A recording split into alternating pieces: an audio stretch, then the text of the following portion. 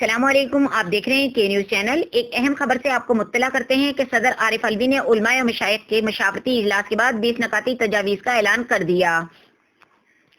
انہوں نے کہا ہے کہ یہ تمام فیصلے اتفاق رائے سے کیے گئے ہیں اور اس حوالے سے یہ کسی ایک فرد کی ذمہ داری نہیں ہے بلکہ ہر فرد کی ذمہ داری ہے کہ وہ ان اصولوں کی پابندی کریں۔ 20 نکاتی تجاویز: مساجد اور امام بارگاہوں میں قالین یا دریاں نہیں بچھائی جائیں گی۔ جو گھر سے جانماز لانا چاہیں وہ ایسا ضرور کریں۔ نماز سے پہلے اور بعد میں ہجوم لگانے سے پرہیز کریں۔ جہاں صحن موجود ہو وہاں حال کے بجائے صحن میں نماز پڑھائی جائے۔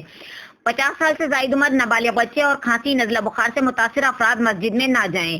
مسجد کے احاطے میں نماز تراویح کا اہتمام کیا جائے۔ فٹ پاتھ پر نہ پڑھائی جائے۔ کلورین کے محلول کے ذریعے مساجد کو دھویا جائے۔ صف بندی کا اہتمام ایسے کیا جائے کہ دو نمازیوں کے درمیان دو نمازیوں کی جگہ خالی چھوڑ دی جائے۔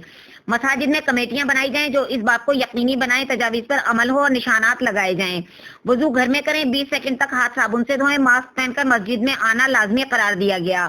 دوسروں سے بغل گیر نہ ہو، ہاتھ نہ ملائیں۔ موجودہ صورتحال میں بہتر یہ ہے کہ گھر پر ہی اعتکاف میں بیٹھیں۔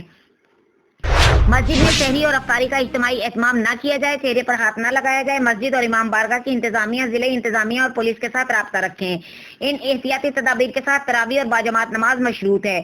اگر حکومت یہ محسوس کرے کہ ان احتیاطی تدابیر پر عمل نہیں ہو رہا یا متاثرین کی تعداد بڑھ گئی ہے تو حکومت اس حوالے سے فیصلے پر نظر ثانی کر سکتی ہے۔ حکومت کے پاس یہ بھی اختیار ہے کہ مخصوص علاقوں میں متاثرین اور حالات کے حساب سے مختلف پالیسیاں اختیار کی جائیں گی۔